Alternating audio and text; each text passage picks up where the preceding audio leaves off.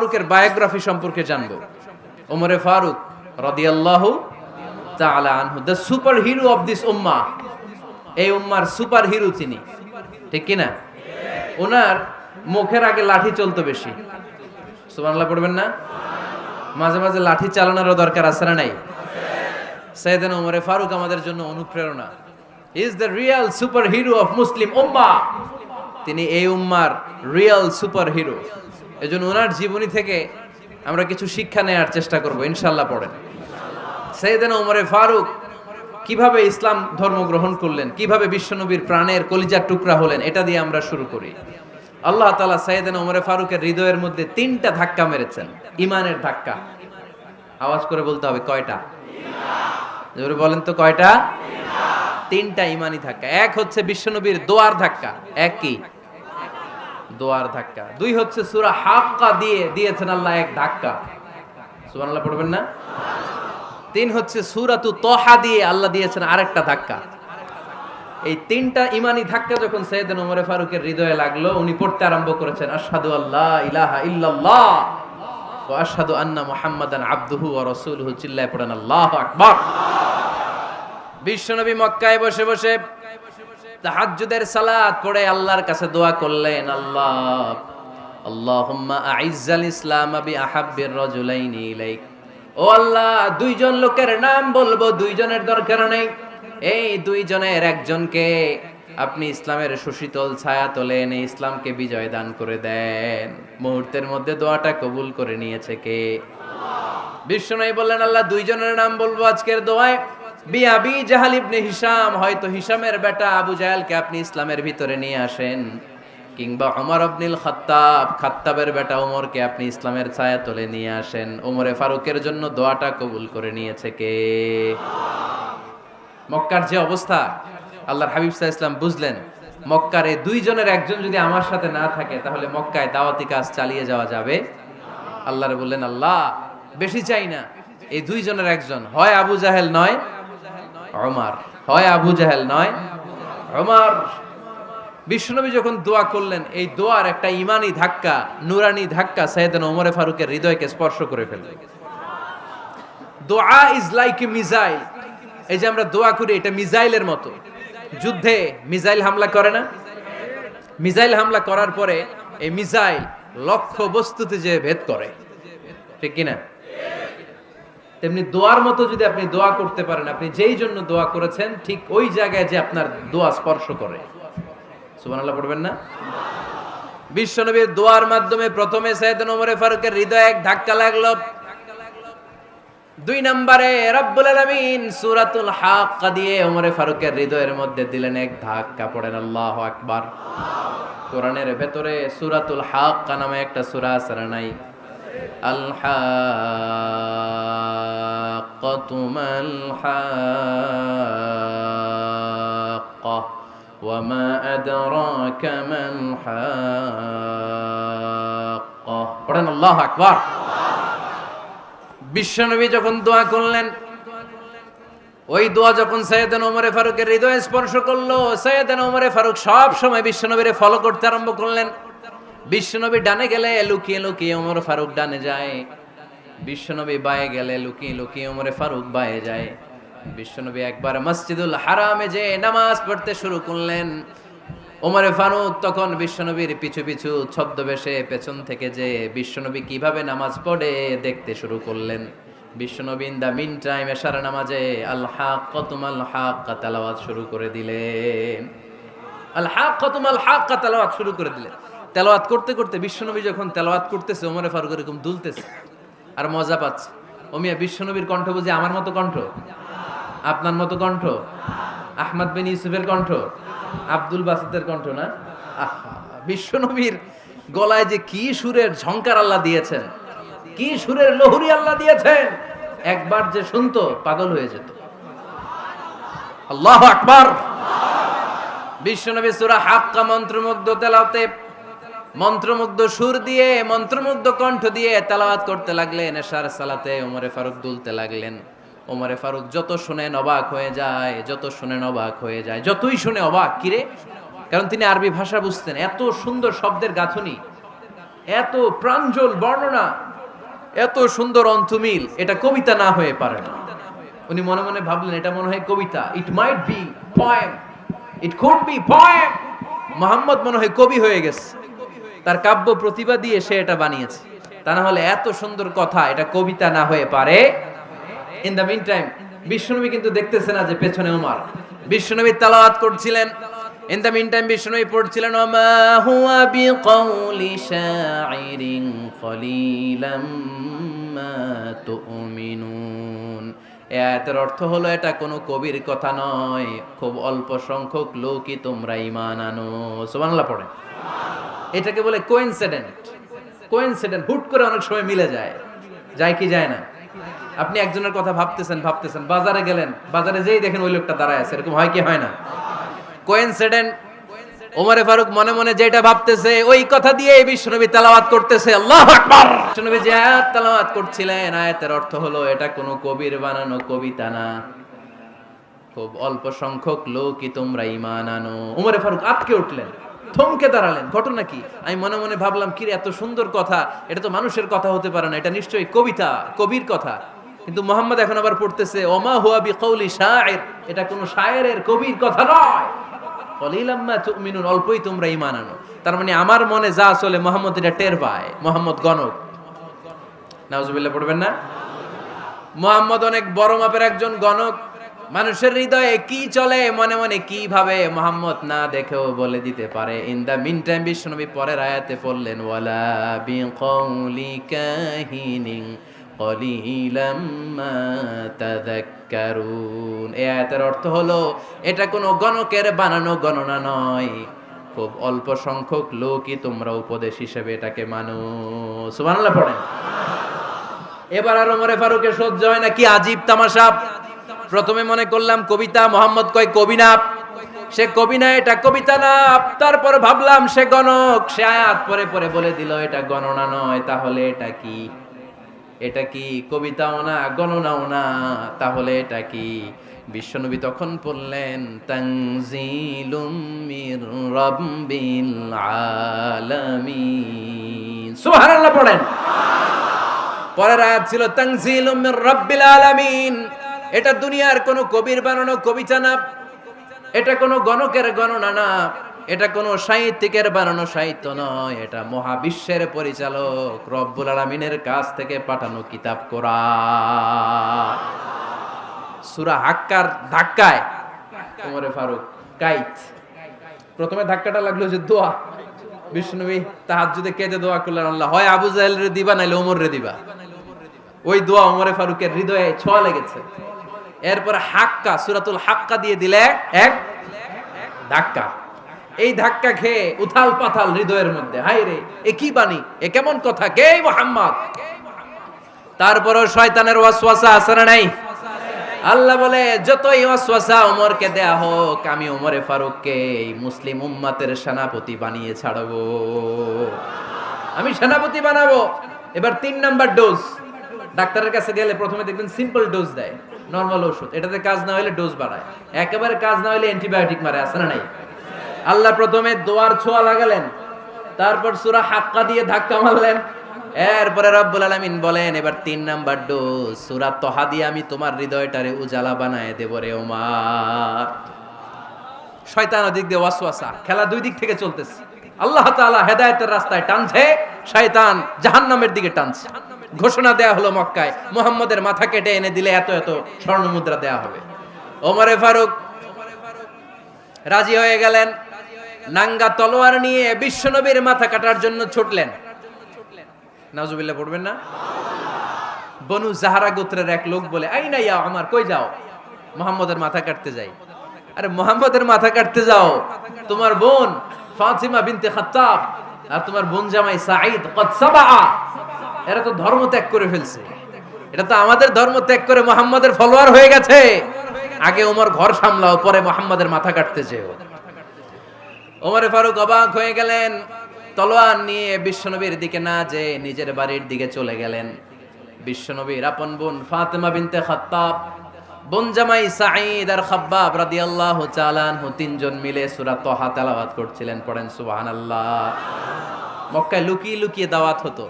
খাব্বাব রাদিয়াল্লাহু তাআলা আনহু একটা চামড়ার ফলকের মধ্যে সূরা তহার কয়েকটা আয়াত এনে ওমরে ফারুকের বোন আর বোন জামাইকে শিক্ষা দিচ্ছে, ট্রেনিং দিচ্ছে। সুবহানাল্লাহ পড়েন। লুকিয়ে লুকিয়ে ওমরে ফারুক যখন ঘরে চলে আসলেন, এরা তটস্থ হয়ে গেল। সাইয়েদনা খাব্বাব বিছানার তলায় লুকিয়ে গেলেন। ওমরে ফারুক বললেন, দরজা খোলো। ফাতেমা বিনতে খাত্তাব দরজা খোলার পরে নির্মম ভাবে সাইয়েদনা ওমর রাদিয়াল্লাহু তাআলা আনহু বোনের গায়ে আঘাত শুরু করে দিল। বোন জামাইকে আহত করতে শুরু করলো আর বলতে শুরু করলো, তোরা পাগল হলি কেন? কি আছে ওই মুহাম্মাদের মধ্যে? কি জাদু নিয়ে এসেছে? সে যাই বলে লোকজন পাগল হয়ে যায়, সবাই তার উপর কালিমা পড়ে ঈমান এনে ফেলে। কি এমন জিনিস তোদের কাছে আছে যেটা দেখে মুহাম্মদকে তোরা ভালোবাসলি? কি আছে? কি পড়তেছিলি আমারে দেখা।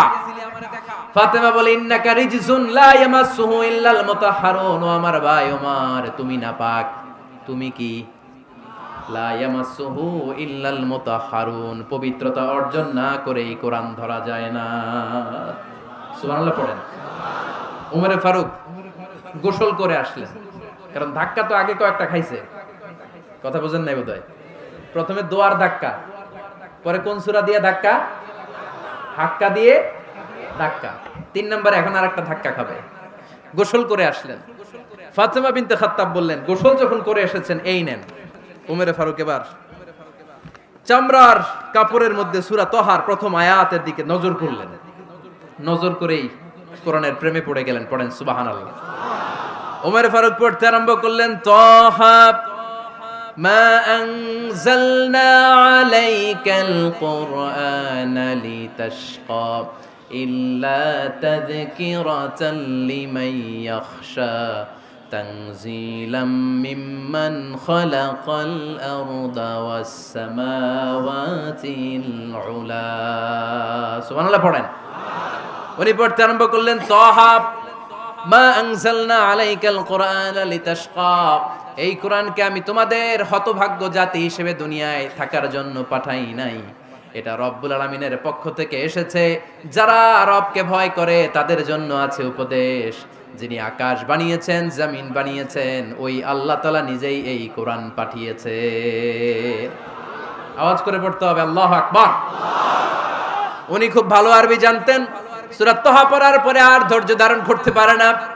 ওমর ফারুক ছোট্ট বাচ্চার মতো কান্না শুরু করে দিলেন। আল্লাহু আকবার। সূরা তহাটা হাতে নিয়ে, তলোয়ারটা হাতে নিয়ে বিশ্বনবীর দিকে ছুটতে আরম্ভ করলেন। আইনা মুহাম্মদ, কোথায় মুহাম্মদ? তোমরা আমাকে মুহাম্মাদের কাছে নিয়ে চলো। বিশ্বনবী তখন সাফা পাহাড়ের পাদদেশে দারুল আরকাম ইবনে আলকামের ঘরে লুকিয়ে লুকিয়ে কোরআনের দাওয়াত দিতেন। ওমরে ফারুককে পাগলের মতো ছুটে আসতে দেখে বিশ্বনবীর চাচা হামজা ইবনে আব্দুল মুত্তালিব বলল, নবী আপনি পালান। ওই যে খাত্তাবের বেটা ওমর আপনাকে অপমান করার জন্য, আক্রমণ করার জন্য তেরে এসেছে। সাহাবীরা বললেন, নবী আপনি পালিয়ে যান, আমরা সামাল দেব। বিশ্বনবী বললেন, না আমি পালাবো না, বরং তোমরা সরে যাও। ওমর ইবনুল খাত্তাবকে আমার দরবার পর্যন্ত আসতে দাও। আমার তো মনে হচ্ছে ওই যে তাহাজ্জুদের নামাজ শেষে চোখের পানি ছেড়ে যে আমি আল্লাহর কাছে দোয়া করেছি, আজকে আমার ওই দোয়াটা কবুল হতে শুরু করেছে। আমার তো মনে হচ্ছে আমার দোয়া কবুল হবে, আসতে দাও। ওমর ফারুক এসে বললেন, আশহাদু আল্লা ইলাহা ইল্লাল্লাহ ওয়া আশহাদু আন্না মুহাম্মাদান আবদুহু ওয়া রাসূলুহু, আমি সাক্ষ্য দিলাম আল্লাহ ছাড়া কোনো ইলাহ নাই, নিশ্চয়ই আপনি আল্লাহর প্রেরিত বান্দা এবং রাসূল। পড়েন সুবহানাল্লাহ। ওমর ফারুক যখন কালিমা শাহাদা পড়ে মুসলমান হয়ে বিশ্বনবীর হাতে হাত রাখলেন, নমুসলিম সাহাবীদের মধ্যে খুশি আর আনন্দের বন্যা বয়ে গেল। নমুসলিম হাতে গোনা সাহাবারা আল্লাহর প্রশংসা করলেন। বিশ্বনবী সাইয়েদনা ওমর ফারুককে জড়িয়ে ধরলেন। ওমর ফারুক আবার বিশ্বনবীরে বললেন, নবী গো, আলাসনা আলাল হক, আমরা কি সত্যের উপরে আছি নাকি আমরা ভুলের উপরে আছি? বিশ্বনবী বললেন, বালা নাহনু আলাল হক, আমরাই সত্যের উপরে আছি। সুবহানাল্লাহ পড়েন। আলাসনা আলাল হক, নবী আমরা কি সত্যের উপরে নাই? হ্যাঁ অবশ্যই ওমর, তুমি সত্যের উপরে আছো। ওমরে ফারুক বললেন, তাহলে ফাফিমাল ইখতিফা, তাহলে লুকায় লুকায় আর দাওয়াত দেব কেন? আমি তো কালিমা পড়ে ফেলছি, আসেন আমার সাথে বের হই। ফাফিমাল ইখতিফা, আর লুকায় লুকায় কেন? আসেন আমরা বাইরে বেরোই। বিশ্বনবী বললেন, ওমর এটা মাক্কি জীবন, এখানে আমরা একটু গোপনে গোপনে দাওয়াত দিতে চাই। ওমরে ফারুক বলে, না, আমার দায়িত্ব, আমি একটা মিছিল দিতে চাই নবী। আল্লাহর নামের তাকবীর দিতে দিতে দারুল আরকাম থেকে শুরু করে মসজিদুল হারাম পর্যন্ত একটা মিছিল দিয়ে আমি মক্কা কাঁপায়া দেব। অনুমতি দেন। বিশ্বনবী দিতে চায় না। ওমর ফারুক অনেক বুঝানোর পরে স্বল্প পরিসরের একটা অনুমোদন পাওয়া গেল বিশ্বনবী সাল্লাল্লাহু আলাইহি ওয়াসাল্লামের কাছ থেকে। কিন্তু মিছিল যে দিবে, মিছিলের জন্য লোকের দরকার আছে না নাই? এখানে লোক নাই, আমি একাই মিছিল দিতেছি। এটা জমবে? মিছিল জমবে? খুঁজে উনি 11 জন মুসলিম সাহাবা পেলেন। কয়জন? ওমরে ফারুক বললেন 11 জনই সই। এই 11 জন নিয়েই আমি আল্লাহর নামের তাকবীর দেব। 2 লাইন করলেন। কয় লাইন? 2 লাইন। পেছনে 6 জন, আর এই লাইনের নেতা বানালেন বিশ্বনবীর চাচা হামজাকে রাদিয়াল্লাহু তাআলা আনহু। আর সামনে 5 জন, তার আগে দাঁড়ালেন উনি নিজেই। তাহলে 6 6 12। বললেন এই 2 লাইনই আমরা তাকবীর দিতে দিতে, বেশি না, এই দারুল আরকামের ঘর থেকে, আপনারা জানেন যে সাফা মারওয়া এখন যে সাই হয়, এই সাফার পাদদেশে ছিল দারুল আরকামের ঘর। উনি বললেন এখান থেকে ওই যে কাবার গিলাফ দেখা যায়, কাবার গিলাফ পর্যন্ত আমরা এই তাকবীর নিয়ে ওখানে যাব। সুবহানাল্লাহ পড়বেন না? ওখানে উনি দাঁড়িয়ে ছোট্ট একটা ভাষণ দিয়েছিলেন। উনি বলেছিলেন, মান আরাদা আন তাসকুলা উম্মু ওয়া ইয়াতামা ওয়ালাদু ওয়া তারমিলা যাওজাতুহু ফালিয়াসুদ্দানি। খেয়াল করে শুনেন, কান দুইটা খরগোশের কানের মতো খাড়া করেন। উনি এক বাক্যের একটা ভাষণ দিলেন। ভাষণ দিতে জানলে বড় ভাষণ দেয়া লাগে না। এক বাক্যের ভাষণ দিয়ে গোটা বিশ্বকে ঝাঁকুনি মারা যায়। চিল্লায় বলো ঠিক কিনা? ওমরে ফারুক এক বাক্যের একটা ছোট্ট ভাষণ দিলেন। মান আরাদা আন তাসকুলা উম্মু, কে আছো মায়ের এই মক্কায়, কে আছো মায়ের বুক খালি করতে চাও? ইয়া আচামা ওয়ালাদু, কে আছো বাচ্চাগুলারে, নিজের সন্তানগুলোরে ইয়াতিম বানাতে চাও? কে আছো তারমিলা যাওজাতুহু, নিজের স্ত্রীকে বিধবা বানাতে চাও? ফালিয়া সুদ্দানি, বুকের পাটা থাকলে আমি ওমর রে থামাও। ফালিয়া সুদ্দানি, দেখি মক্কায় কার এত বড় বুকের পাটা। কে আছো মায়ের বুক খালি করতে চাও, সন্তান রে এতিম বানাতে চাও, স্ত্রীকে বিধবা বানাতে চাও? ফালিয়া সুদ্দানি, পারলে আমারে ঠেকাও। এই বলে উনি আল্লাহু আকবার, আল্লাহু আকবার, আল্লাহু আকবার বলে স্লোগান শুরু করে দিলেন। এক এক স্লোগানে মক্কার মরুজমিন থারথার করে কাঁপতে আরম্ভ করল। এই মিছিল মক্কার কেউ দেয় নাই। মিছিলের আওয়াজ শুনে আবু জাহেল বাইরিস, উতবা বাইরিস, শাইবা, ওয়ালিদ ইবনে মুগিরা সব বের হয়েছে। কিরে, আমার এলাকায় এত বড় স্লোগান, কার এত সাহস? বের হয়ে দেখে মিছিলের সামনে ওমর। ওমর রে দেখে দিছে এক দৌড়। কারণ ওমরে ফারুককে থামানোর মতো বাপের বেটা মক্কায় দ্বিতীয়টা কেউ ছিল না। আওয়াজ করে বলেন ঠিক কিনা? ওমরে ফারুক আল্লাহু আকবার, আল্লাহু আকবার বলে স্লোগান দিতে দিতে মসজিদুল হারামের ভেতরে ঢুকে গেল। কাবার গিলাফ ধরার পরে সেদিন মিছিল থেমেছে। ওই আল্লাহর নামের স্লোগান সেদিন কেউ থামাতে পারে নাই, কিয়ামত পর্যন্ত কেউ থামাতে পারবে না। চিল্লায় বলো ঠিক কিনা?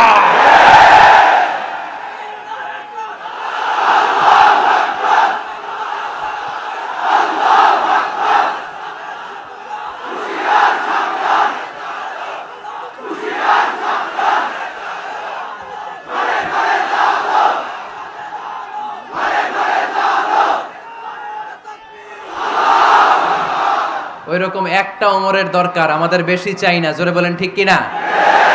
দাও খোদা দাও আমায় আবার ওমর দারাজ দিল, দাও খোদা দাও আমায় আবার ওমর দারাজ দিল, দাও আলীর মতো বীর সেনানি, আলীর মতো বীর সেনানি জাগাতে নিখিল, দাও খোদা দাও আমায় আবার ওমর দারাজ দিল। সুবহানাল্লাহ পড়েন। একটা ওমর লাগবে। চিল্লায় বলেন কয়টা? ওই ওমরের অপেক্ষায় বাংলাদেশ সহ গোটা মুসলিম উম্মাহ। ঠিক কি না? একটা ওমরই যথেষ্ট। আমাদের সেন্ট্রাল লিডারশিপ নাই তো, আমাদেরকে এদিকে লাথি মারলে আমরা ওইদিকে যাই, ওদিক থেকে গুতা মারলে আমরা এদিকে যাই। আমাদের রিপ্রেজেন্টেটিভ, আমাদের প্রতিনিধিত্ব করার মতো কোনো কেন্দ্রীয় লিডারশিপ নেতৃবৃন্দ গোটা বিশ্বে নাই। ঠিক কি না? আমরা সেই ওমরে ফারুকের অপেক্ষায়, আমরা সেই ইমাম আল মাহদির অপেক্ষায়। এই ওমরে ফারুক আমাদের মডেল। ঠিক কিনা? থার্ড ইন পজিশন, এই পুরা উম্মতের মধ্যে ওনার পজিশন নাম্বার 3। 1 নাম্বার পজিশন বিশ্বনবীর, কার? 2 নাম্বার পজিশন কার? আবু বকর। 3 নাম্বার পজিশন কার? ওমরে ফারুকের। বিশ্বনবী বলতেন লা নবিয়্যা বা'দি, লা নবিয়্যা বা'দি, আমার পরে কোনো নবী নাই। ওয়ালা রাসূলা, আমার পরে কোনো রাসূলও নাই। আমার নবীর পরে আর কোনো নবী আছে? আমার নবীর পরে আর কোনো রাসূল আছে? এই যে কাদিয়ানি যে একটা সম্প্রদায় আছে, এরা কি মুসলিম নাকি অমুসলিম? মুসলিম সম্প্রদায়ের সাথে এদের কোনো সম্পর্ক নাই। চিল্লায় বলেন ঠিক কিনা? এরা যদি মুসলমান হতে চায়, আমার নবী দ্য লাস্ট মেসেঞ্জার বিশ্বনবীকে খাতামুন নবী হিসেবে সংবাদ সম্মেলন করে গোটা বিশ্বকে জানাই দিতে হবে, তারপরে তাদেরকে আমরা মুসলিম হিসেবে স্বীকৃতি দিব। চিল্লায় বলেন ঠিক কিনা? তা না হলে তারা কোন ধর্মের এটাকে জানাই দিতে হবে। No inferiority complex, no identity crisis. Identity ক্রাইসিসে থাকা যাবে না। আপনারা কোন ধর্মের এটা জানায় দেন। আপনারা বিশ্বনবীরও শেষ নবী মানবেন না, আবার মুসলিম বলেও নিজেদেরকে ট্যাগ লাগাতে চাইবেন। সাধারণ মুসলমানরা এটা এই ধোঁকাবাজি মানে না। চিল্লায় বলেন ঠিক কিনা? আমার নবীর পরে কোনো নবী নাই, আমার রাসূলের পরে কোনো রাসূল নাই। ঠিক কিনা? আল্লাহর হাবিব বলতেন লাউ কানা বা'দি নাবিয়্যুন লাকানা উমর, তবে আমার পরে যদি নবী হওয়ার যোগ্যতা কারো থাকে, আমার ওমরের ওই যোগ্যতা আছে। সুবহানাল্লাহ পড়েন। প্রভু তুমি বলেছো রাসূল দেবে না, বলনি দেবে না ওমর, বলনি দেবে না হামজা তারি, খালিদ বিজয় সমর। প্রভু তুমি বলেছো রাসূল দেবে না, বলনি দেবে না ওমর, বলনি দেবে না হামজা তারি, খালিদ বিজয় সমর। প্রভু তুমি বলেছো রাসূল দেবে না। সুবহানাল্লাহ পড়েন। এজন্য আমরা একটা ওমর চাই। কয়টা? বেশি লাগবে? নেতার মতো নেতা কয়টা লাগে? জোরে বলেন কয়টা? Enough, that's enough. ওমরে ফারুক আওয়ার সুপার হিরো। ওনার সাথে বিশ্বনবী সাল্লাল্লাহু আলাইহি ওয়াসাল্লামের মুসাহারার সম্পর্ক ছিল। ওমরে ফারুক যে বিশ্বনবীর শ্বশুর, এটা অনেকে জানেই না। ওমরে ফারুক রাদিয়াল্লাহু তাআলা আনহু বিশ্বনবীর শ্বশুর ছিলেন। এটা আজকে নতুন শুনছেন। কে কে হাত তোলেন? দেখছেন হুজুর? সঠিক বলছি না আমি? অনেকে আমরা জানি না। মাশাআল্লাহ, জানতে লজ্জা নাই, শিখতে লজ্জা নাই। লজ্জা হচ্ছে অজ্ঞতায় আর মূর্খতায়। ঠিক কি না? আমরা শিখতে রাজি আছি। যে কথা বলে আমরা তার ছাত্র। আমার আগে হুজুর কথা বলতেছিলেন, আমরা ছিলাম ছাত্র। এখন আমি কথা বলতেছি, এখন আমরা সবাই হয়ে গেছি ছাত্র। ঠিক কি না? যিনি বলেন তিনি শিক্ষক, বাকিরা আমরা ছাত্র। ঠিক কি না? 4 খলিফার 2 খলিফা, ইসলামের 4 খলিফার 2 খলিফা বিশ্বনবীর মেয়ের জামাই, আর বাকি 2 খলিফা বিশ্বনবীর শ্বশুর। সুবহানাল্লাহ পড়েন। সাইয়েদনা আলী রাদিয়াল্লাহু তাআলা আনহু, সাইয়েদনা উসমান যুন-নূরাইন বিশ্বনবীর মেয়ের জামাই। উসমান রাদিয়াল্লাহু তাআলা আনহুর কাছে বিশ্বনবী 2 মেয়েকে বিয়ে দিয়েছিলেন। একজন মারা যাওয়ার পরে আরেকজন। বিশ্বনবী বলেছেন এরপরে আরেকটা থাকলে ওইটারও বিয়ে দিতাম। সুবহানাল্লাহ পড়বেন না? 2 জন ছিল মেয়ের জামাই আর 2 জন ছিল শ্বশুর। সাইয়েদনা আবু বকর শ্বশুর, বিশ্বনবীর স্ত্রী আম্মাজান আয়েশা রাদিয়াল্লাহু তাআলা আনহার বাবা। বিশ্বনবীর স্ত্রী আম্মাজান হাফসা রাদিয়াল্লাহু তাআলা আনহার বাবা ছিল সাইয়েদনা ওমর ফারুক। চিল্লায় পড়েন আল্লাহু আকবার। জানো তো না পজিশন না? সাইয়্যিদু কুহুলিল জান্নাহ, জান্নাতে যত নারীরা যাবে, নারীদের সর্দারিনী হবে সাইয়্যিদাতুনা ফাতেমা রাদিয়াল্লাহু তাআলা আনহা। এই ফরিদপুরের যত ইয়াং স্টারেরা তোমরা যারা জান্নাতে যাবে, তোমাদের লিডার হবে সাইয়েদনা হাসান আর হুসাইন রাদিয়াল্লাহু তাআলা আনহুমা। আর বয়স্ক মুরব্বীরা যারা জান্নাতে ঢুকবেন, আপনাদের লিডার হবে সাইয়েদনা আবু বকর আর সাইয়েদনা ওমর ফারুক রাদিয়াল্লাহু তাআলা আনহু। সুবহানাল্লাহ পড়তে পারলেন না? ওমর ফারুক এটা সাধারণ কোনো ক্যারেক্টারিস্টিক্স নয়। ওনাকে আল্লাহ তাআলা নলেজও দিয়েছেন, আবার দিনদারিও দিয়েছেন। আমার দিনী ভাইয়েরা খেয়াল রাখবেন, কোনো আলেমের মধ্যে বা কোনো নেতার মধ্যে যদি এই দুইটার সমন্বয় আপনি পান, যে তার জ্ঞানও আছে আবার দিনদারিও আছে, he belongs the knowledge and he belongs the taqwa, সে গোটা বিশ্বকে জয় করে ফেলবে। ঠিক কি না? যার মধ্যে জ্ঞান আছে, যার মধ্যে তাকওয়া আছে, তারে কেউ থামায় রাখতে পারে? ওমরে ফারুককে এই 2 নেয়ামত দিয়ে ধন্য করেছে কে? সহিহ বুখারীর বর্ণনা, বিশ্বনবী সাহাবীদের সামনে একটা স্বপ্নের কথা বলছেন। বিশ্বনবী বললেন, আমি স্বপ্নে দেখলাম আমার আঙ্গুলের ফাঁকা থেকে দুধ বের হচ্ছে, আমি তৃপ্তি সহকারে দুধ খেলাম। খাওয়ার পরে দেখলাম আঙ্গুলের মধ্যে একটু দুধ লেগে আছে। আমার আঙ্গুলে অতিরিক্ত লেগে থাকা দুধটা আমি ওমরে ফারুকের মুখের মধ্যে লাগিয়ে দিলাম। সাহাবারা বললেন, ইয়া রাসূলুল্লাহ, ইয়া হাবিবাল্লাহ, মাযা আওয়ালতা বিহি, এই স্বপ্নের আপনি কি ব্যাখ্যা করলেন, আমরা তো বুঝলাম না।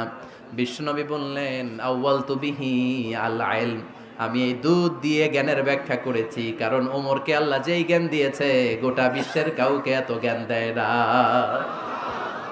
এজন্য স্বপ্নে যদি কেউ দেখেন যে আপনি দুধ খাচ্ছেন, তার মানে আল্লাহ তাআলা আপনার জ্ঞান বাড়ায় দিবে। ওমরে ফারুককে দুধ খেয়ে অতিরিক্ত দুধের অংশটা বিশ্বনবী আবু বকর রাদিয়াল্লাহু তাআলা আনহুর মুখে দেন নাই, সাইয়েদনা উসমানের মুখে দেন নাই, আলী রাদিয়াল্লাহু তাআলা আনহুর মুখে দেন নাই।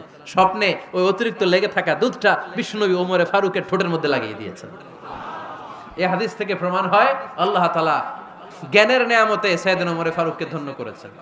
আবার বুখারীর বর্ণনা, বিশ্বনবী সাল্লাল্লাহু আলাইহি ওয়াসাল্লাম আরেকটা স্বপ্নের বর্ণনা দিচ্ছেন। তিনি বললেন, তোমাদের সবাইকে স্বপ্নে আমার সামনে দাঁড় করানো হলো। আমি দেখলাম তোমাদের কারো জুব্বা নাভি পর্যন্ত, কারো জুব্বা হাঁটু পর্যন্ত, কারো জুব্বা টাকনু পর্যন্ত। ওমরে ফারুককে যখন স্বপ্নে আমার সামনে দাঁড় করিয়ে দেয়া হলো, আমি দেখলাম ওমরের জুব্বা এত লম্বা, ওমর টেনে হিচড়ে তার জুব্বা নিয়ে সামনে হেঁটে যাচ্ছে। সাহাবারা বললেন, ফামাযা আওয়ালতা বিহি ইয়া রাসূলুল্লাহ, ও আল্লাহর রাসূল, এই স্বপ্ন দিয়ে আপনি কি বোঝাতে চাইলেন, আমরা কিছু বুঝলাম না। বিশ্বনবী বললেন, আউয়ালতু বিহি আদ-দীন, আমি এই হাদিসের দ্বারা দ্বীনের ব্যাখ্যা করলাম, যার জামা যত লম্বা তার দ্বীনদারি তত বেশি। সুবহানাল্লাহ, আসতে পড়েন। স্বপ্নে দেখলেন কোন সাহাবীর জুব্বা নাভি, কোন সাহাবীর হাঁটু, কারোটা টাকনু, কিন্তু ওমরে ফারুকের জুব্বা এত লম্বা, ইয়াজুরু সাওবাহু, তিনি তার জুব্বা টেনে হিচড়ে যাচ্ছেন। বিশ্বনবী বললেন, এটা দ্বারা আমি দ্বীন, আমি তাকওয়া, দ্বীনদারি, তাকওয়া, এটার ব্যাখ্যা করেছি। তার মানে ওমরে ফারুকের তাকওয়ার সামনে সব তাকওয়া পানি হয়ে যাবে। কোন সুবহানাল্লাহ। আল্লাহ তাআলা সাইয়েদনা ওমরে ফারুককে দ্বীনের জ্ঞান দিয়েছেন, তাকওয়া দিয়েছেন। যুবক ভাইরা, যাকে আল্লাহ তাআলা দ্বীনের জ্ঞান দেয়, যাকে আল্লাহ তাআলা তাকওয়ার এই গুণ দিয়ে সমৃদ্ধ করে, তার জন্য গোটা বিশ্বের সব দরজাগুলোকে ওপেন করে দেয় কে? কত বড় মুত্তাকি ছিলেন সাইয়েদনা ওমরে ফারুক। মদিনার সমাজে কয়জন মুনাফিক ছিল বিশ্বনবী ছাড়া কেউ বলতে পারতেন না। বিশ্বনবী কোন সাহাবীকে মুনাফিকদের লিস্ট দিয়ে যান নাই, একজন সাহাবী ছাড়া। দেখি কেউ বলতে পারেন কিনা ওই সাহাবীর নাম? কি নাম? হুযায়ফা ইবনুল ইয়ামান রাদিয়াল্লাহু তাআলা আনহু। ওনাকে বলা হতো সাহিবু সিররি রাসূলিল্লাহ, আল্লাহ রাসূল সাল্লাল্লাহু আলাইহি ওয়াসাল্লামের গোপন তথ্যের ধারক বাহক। সুবহানাল্লাহ পড়বেন না? বিশ্বনবী ইন্তেকালের আগে মদিনার সমাজে মোট কয়জন মুনাফিক আছে, এই তথ্য আবু বকরকে বলেন নাই, ওমর রাদিয়াল্লাহু তাআলা আনহুকে বলেন নাই, উসমান রাদিয়াল্লাহু তাআলা আনহু, আলী রাদিয়াল্লাহু তাআলা আনহু, আশারাতুল মুবাশশিরিনা বিল জান্নাহ কোন সাহাবীকে বলেন নাই। শুধুমাত্র কেবলমাত্র একমাত্র হুযায়ফা ইবনুল ইয়ামান রাদিয়াল্লাহু তাআলা আনহুর কাছে মুনাফিকদের লিস্টে বিশ্বনবী দিয়ে গিয়েছেন। সুবহানাল্লাহ পড়েন। মদিনায় কারা কারা মুনাফিক কেউ জানতো না হুযায়ফা ছাড়া। কে ছাড়া? নামটা আজকে মুখস্থ করেন, যাতে অন্য কোনো ওয়াজে কেউ জিজ্ঞেস করলে বলতে পারেন। মুনাফিকদের লিস্ট যে সাহাবীর কাছে বিশ্বনবী দিয়ে গিয়েছিলেন, সাহাবীর নাম কি? নাম? নামটা কেমন লাগে? ভাল লাগে? অনেকে আমারে জিজ্ঞেস করে, হুজুর আমার ছেলে হবে আগামী মাসে, একটা নাম দেন। নাম দিয়ে দিলাম হুযায়ফা। যাদের হবে ছেলে, এলাকায় যাদের নেক্সট কয়েক মাসে ছেলে হবে, খালি হুযায়ফা চলবে। কি চলবে? ভাল লাগে? নামটা ভাল লাগে? রাইখেন, অনেক সুন্দর নাম। উনি জানতেন মুনাফিক কারা। দেখেন ওমরে ফারুকের তাকওয়ার লেভেলটা কত হাই। ওমরে ফারুক একদিন হুযায়ফা রাদিয়াল্লাহু তাআলা আনহুর কাছে গেলেন, যে বললেন, হুযায়ফা, বিশ্বনবী ইন্তেকালের আগে মুনাফিকদের নামের লিস্টটা কারো কাছে দেয় নাই, আমার জানা নাই, সাইয়েদনা আবু বকরের জানা নাই, কোন সাহাবীর জানা নাই, তুমি ছাড়া। আমি তোমার কাছে জানতে চাই, আমি ওমরের নামটা ওই মুনাফিকদের খাতায় আছে কিনা আমার একটু বলো। আমার ওমরের নামটা ওই মুনাফিকদের লিস্টিতে একটু আছে কিনা, নামটা একটু বলো। যদি থাকে আমি ভালো হয়ে যাব, আমি নেফাকি দূর করে পাক্কা মুমিন হতে চাই। আমার নাম যদি মুনাফিকের লিস্টে থাকে আমি তো শেষ। হুযায়ফা চোখের পানি ছেড়ে দিয়ে বলে, আমিরুল মুমিনিন, কেমন প্রশ্ন করলেন আপনি? আপনি বিশ্বনবীর শ্বশুর, এই উম্মতে আপনার পজিশন 3 নাম্বার। আপনারে মুনাফিকরা ভয় পায়, শয়তান আপনারে ভয় পায়। আপনি জান্নাতে সব বয়স্ক লোকদেরকে নিয়ে জান্নাতের মধ্যে আগে আগে ঢুকবেন, কেমন করে মুনাফিকদের কাতারে আপনার নাম থাকতে পারে? ওমর সুবহানাল্লাহ পড়ে। কি বিনয়ী, কি তাকওয়া! হুযায়ফাকে যে ধরতেন, হুযায়ফা একটু বলো না আমার নামটা মুনাফিকদের লিস্টিতে আছে কিনা। ওমরে ফারুকের যদি এই টেনশন থাকে যে আমি মুনাফিক হয়ে গেলাম কিনা, আমাদের এই টেনশন থাকার দরকার আছে না নাই? হ্যাঁ, যেন সব সময় আল্লাহর কাছে দোয়া করতে হবে, আল্লাহ তুমি নেফাকি থেকে আমাদেরকে বাঁচাও। আরো জোরে পড়েন আমিন। ওমরে ফারুক রাদিয়াল্লাহু তাআলা আনহু আমাদের সুপার হিরো, আমাদের সবাই বলেন আমাদের। উনি কত বড় সুপার হিরো শুনেন। উনি জুমার খুতবা দিচ্ছেন। কি দিচ্ছেন? মসজিদে নববীতে খুতবার মাঝখানে হঠাৎ বললেন, ইয়া সারিয়াতাল জাবাল, ইয়া সারিয়াত ইবনে জানিমিল জাবাল। এই কথা বলেই আবার খুতবা দিতে শুরু করলেন। ওনার এই ইয়া সারিয়াত ইবনে জানিমিল জাবালের সাথে আগের কথারও কোনো মিল নাই, পরের কথারও কোনো মিল নাই। জুমার নামাজের পর মুসল্লি সাহাবারা ধরলেন, বললেন, ইয়া আমিরাল মুমিনিন। খুতবার মাঝখানে হঠাৎ করে ইয়া সারিয়াত ইবনে জালিমিল জাবাল বলে আপনি চিৎকার করলেন কেন? আপনার এই বাক্যের সাথে আপনার খুতবার আগের বাক্যের কোনো মিল নাই, আপনার খুতবার পরের বাক্যেরও কোনো মিল নাই। এই কথা আপনি কারে বললেন, কারে উদ্দেশ্য করে বললেন? এই কথার তাৎপর্য কি আমাদেরকে বুঝিয়ে বলেন। ওমরে ফারুক বললেন, আমি যখন খুতবা দিচ্ছি আমি দেখতে পেলাম ওই যে কয়েক মাস আগে আমি আমার মুসলিম সেনাবাহিনী পারস্যে আক্রমণের জন্য পাঠিয়েছি, বর্তমান ইরান, ইরানের ওই বিশাল এলাকাতে পারস্যে আমি আমার ব্যাটালিয়ন পাঠিয়েছি। আমি হঠাৎ করে দেখতে পেলাম আমার মুসলিম বাহিনীর সেনাপতি যুদ্ধের এক পর্যায়ে তার ডানে আছে উপত্যকা, বায়ে আছে পাহাড়, সে পাহাড়ি রাস্তা ছেড়ে দিয়ে উপত্যকার দিকে যেতে শুরু করেছে। আমি দেখতে পেলাম আমার মুসলিম বাহিনী যদি উপত্যকার দিকে ছুটে বেড়ায়, কাফির মুশরিকরা আমার মুসলিম বাহিনীকে কচুকাটা করে ফেলবে। তাই আমি এখান থেকে তাদেরকে কমান্ড দিয়ে বলেছি, ইয়া সারিয়াতাল জাবাল, উপত্যকার দিকে নয় পাহাড়ের দিকে যাও, তাহলেই তোমাদের বিজয় নিশ্চিত হয়ে যাবে। উপত্যকার দিকে যেও না, ইলাল জাবাল, ইলা সারিয়াতিল জাবাল, পাহাড়ের দিকে ছোট। সাহাবারা অবাক, ঘটনা কি? উনি বসে আছেন মদিনায় মসজিদে নববীর মিম্বারে দাঁড়িয়ে, উনি যদি ইয়া সারিয়াতাল জাবাল বলে, এটা কি ইরানে যাবে নাকি? ও মিয়া, তখনকার সময়ে বর্তমানের মতো মোবাইল ছিল নাকি? ইন্টারনেট ছিল নাকি? কিছু ছিল? খালি মুখে আমি যদি বলি ইয়া সারিয়াতাল জাবাল, এটা ইরানে যাবে, ইন্ডিয়া যাবে, ঢাকাই তো যাবে না, ফরিদপুর শহরেই তো বসবে না, ঠিক কিনা?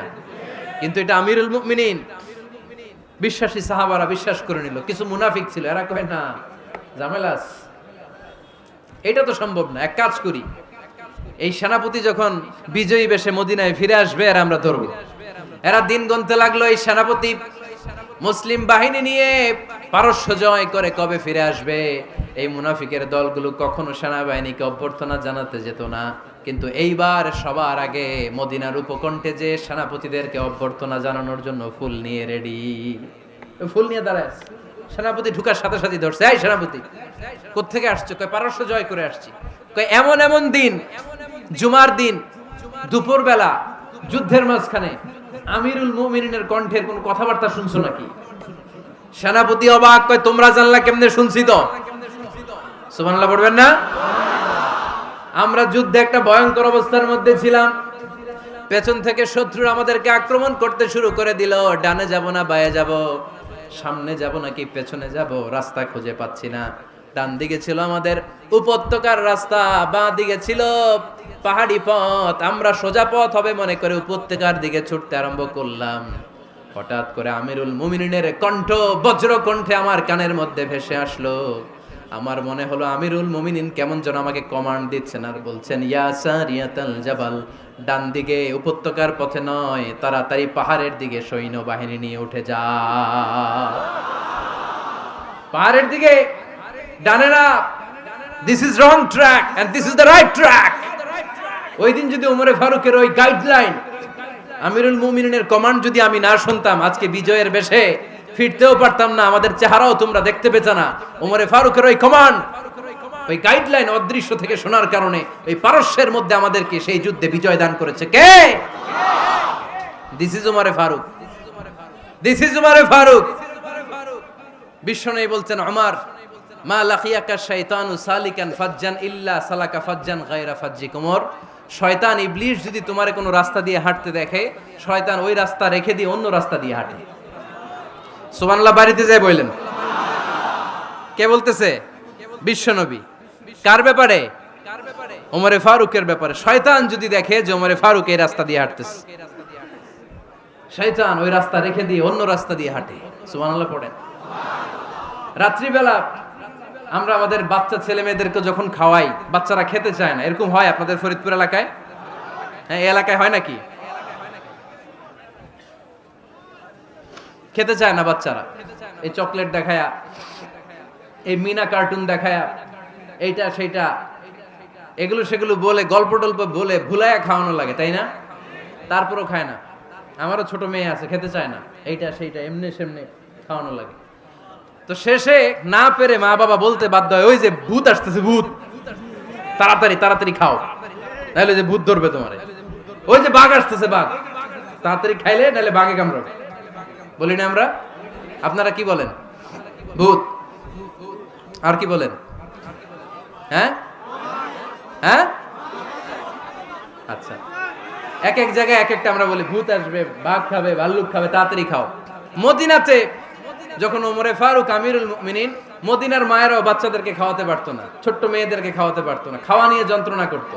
বাচ্চারা যখন মদিনায় খেতে চাইতো না রাত্রি বেলায়, মদিনার মায়েরা বলতো, তাড়াতাড়ি খাও, হা হুয়া ইয়াতি উমর, হা হুয়া ইয়াতি উমর, তাড়াতাড়ি খা, নাইলে ওই যে ওমর আসতেছে, Omar. This is our super hero সাইয়েদনা ওমর ফারুক রাদিয়াল্লাহু তাআলা। শুধু শয়তানি ভয় পেত না, মুনাফিকরাও ভয় পাইতো, জমের মতো ভয়। শুধু তাই না, আমাদের আম্মাজান বিষ্ণু ইসা ইসলামের স্ত্রীরাও ওমরে ফারুককে ভয় পেতেন। সুবহানাল্লাহ কইবেন না? মাঝে মাঝে বিষ্ণু ইসা ইসলামের সাথে আম্মাজান আয়েশার ঝগড়া হতো, হতো না? আপনাদের ফ্যামিলিতে ঝগড়া হয়? হয় না? হয় না? কার কার দেখি? ওরে আল্লাহ, অনেক আল্লাহর ওলি আছে তো এই জায়গায়। ঝগড়া হয় না? কি কথা কয়, ঝগড়া হয় না বলে? বিশ্বনবীর ফ্যামিলিতে ঝগড়া হয়, আপনার ফ্যামিলিতে হয় না? মিষ্টি ঝগড়া। আর ও বিয়েই করে নাই।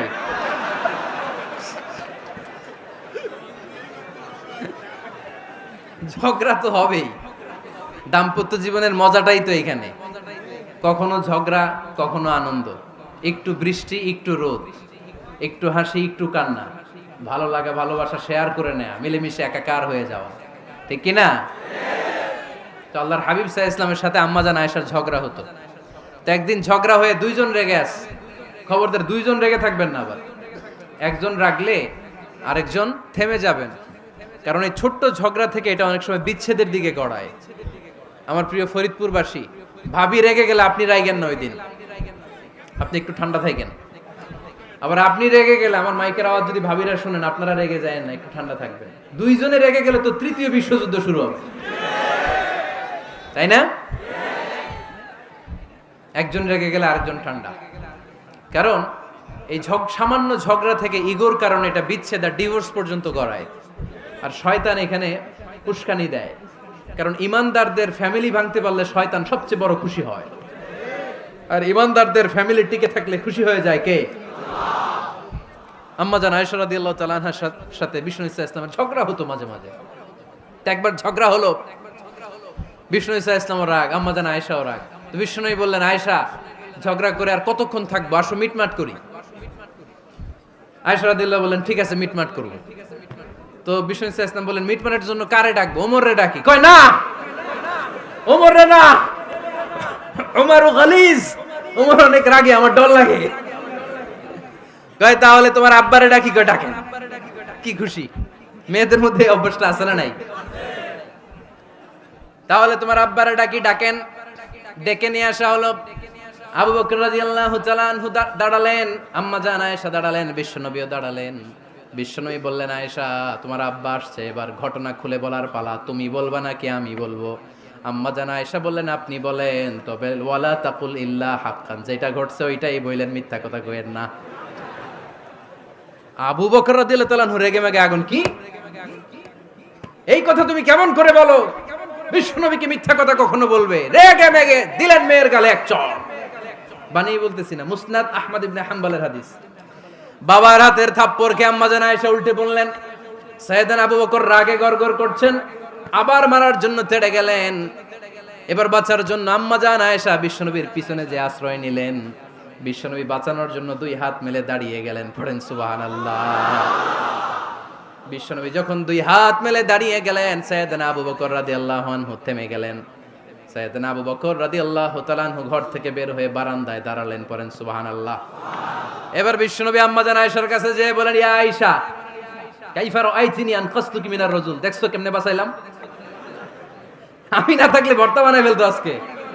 আমি বাঁচাইছি তোমারে, আমি, আমার লগে ঝগড়া করো তুমি।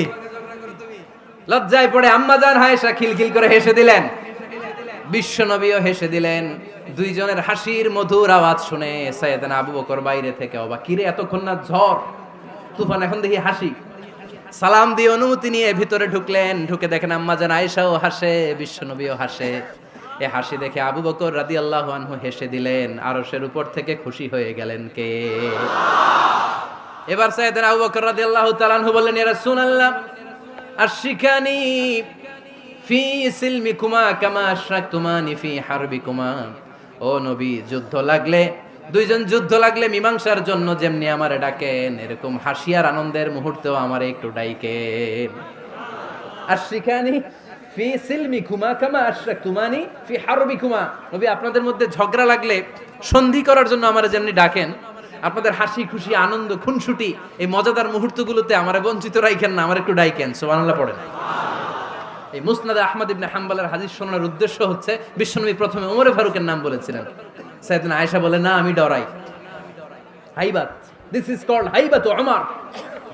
একবার বিশ্বনবীর সব বিবিরা ধরলেন, ও নবী আমাদেরকে এটা দেন, ওইটা দেন, ঘরে এটা নাই, ওইটা নাই, ওইটা নাই। বিশ্বনবীকে, আমার কাছে কিচ্ছু নাই, যদি এমনি আমার বউ হয়ে থাকতে চাও থাকো, তাহলে যা, তা না হলে যা লাগবে কিনে দেব, সাথে সাথে তালাকও দিয়ে দিব।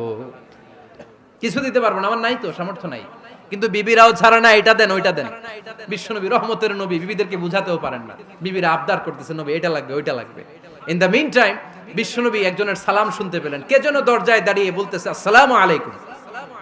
বিশ্বনবী দরজার দিকে তাকালেন, তাকিয়ে বললেন, ওয়া আলাইকুমুস সালাম।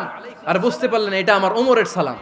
সালাম দেওয়ার পরে বিবিদের দিকে তাকায় দেখে একজন বিবিও নাই, সব অন্দরমহলের ভিতরে দৌড়। সুবহানাল্লাহ পড়তে পারলেন না? This is our super hero Omar. এরকম ওমর একটা লাগবে, চিল্লায় বলেন কয়টা? একটা ওমর গোটা বিশ্বকে সোজা করে দিবে। একটা ওমর সবল আর দুর্বলের সব পার্থক্য দূর করে দিবে। মাজলুমের উপর জালিমের অত্যাচারের অবসান ঘটায় দিবে। গোটা বিশ্বটাকে সাম্য, মৈত্রী, ভালোবাসার ইনসাফ দিয়ে পরিপূর্ণ করে দিবে। সেই ওমরের অপেক্ষায় আমরা। নিজের ছেলেকে 80টা বেত মেরেছেন। কয়টা? 80টা বেত মেরেছে। এই ব্যাপারে অনেকগুলো বর্ণনা পাওয়া যায়। সবচেয়ে সহিহ বর্ণনা হচ্ছে মুয়াত্তা ইমাম মালিকের বর্ণনা। ওমর ফারুক রাদিয়াল্লাহু তাআলা আনহুর ছেলে আব্দুর রহমান মারুফুন বিআবি শাহমা ছিলেন মিশরে। ওখানে নাবিজ খেয়েছিলেন। নাবিজ হচ্ছে আরব দেশের লোকেরা দুধের মধ্যে শক্ত খুরমা রাত্রেবেলা ঢেলে দিত। ঢেলে দিলে সারা রাত ওই খুরমার রসটা দুধের সাথে মিশে দুধটা লাল হয়ে যেত। এটারে সকালবেলা খেত, খুব সুস্বাদু। এটাকে বলে নাবিজ। কিন্তু এটা রাতে ভিজাইলে সকালেই খাইতে হয়, রেখে দিলে আবার একটু সমস্যা হয়। এটা অনেকটা তারির মতো হয়ে যায়, মাতলামি চলে আসে। তো ওমরে ফারুকের ছেলে নাবিজ খেয়েছেন, মদ খাননি, নাবিজ। কিন্তু নাবিজ খাওয়াতে সাকরান চলে এসেছে। সাকরান চলে আসাতে এটা যখন প্রমাণিত হয়েছে, আমর ইবনে আস রাদিয়াল্লাহু তাআলা আনহু নাকি 80 বেত মেরেছেন মিশরে। কয় বেত? নিয়ম হচ্ছে সবার সামনে, কিন্তু সবার সামনে না মেরে একটু গোপনে মেরেছে। এই তথ্য যখন ওমরে ফারুকের কাছে এসেছে, উনি বললেন না, মারতে হবে সবার সামনে, আলাদা মাল্লা কেন? ও মদিনায় ফিরে আসলে আমি আবার 80টা মারব। মদিনায় ফিরে আসার পরে সাইয়েদনা ওমরে ফারুক ওই আগের 80টারে আর ধরেন নাই, নিজ হাতে আবার 80টা বেত মেরেছেন। এই বেত মারার 1 মাস পরে এই আবু শাহমা ইন্তেকাল করেছে। অনেক ঐতিহাসিক বলে এই বেতের আঘাতে মরেছে, কেউ কেউ বলেছে নিজের রোগের কারণে মরেছে। কিন্তু দিস ইজ দ্য ইনসাফ সিস্টেম অফ উমর। নিজের ছেলে বলে ছেড়ে দেয় নাই। এখন নিজের ছেলে হইলে 7 খুন মাফ, নেতার ছেলে হইলে 10 খুন মাফ, এলাকার মোড়লের ছেলে হইলে 10 খুন মাফ।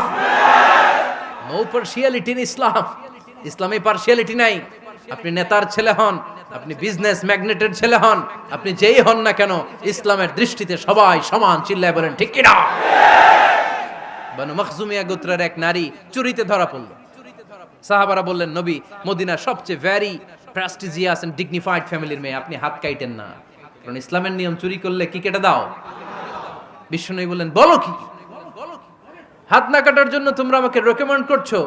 এটা আল্লাহর আইন। পৃথিবীর কেউ রেকমেন্ড করলো শোনার ক্ষমতা আমার নাই, কারণ আইনটা দিয়েছে কে? লাউ কানাত ফাতিমাতু বিনতি মুহাম্মাদিন সারাকাত লাকাতা মুহাম্মাদুন ইয়াদাহা।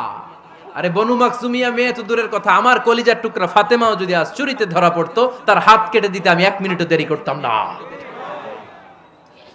দিস ইজ ইসলাম। এই হচ্ছে ওমরে ফারুকের মানাকিব। এরকম ওমরে ফারুক কয়টা লাগবে? আওয়াজ করে বলতে হবে, কয়টা লাগবে? একটা লাগবে।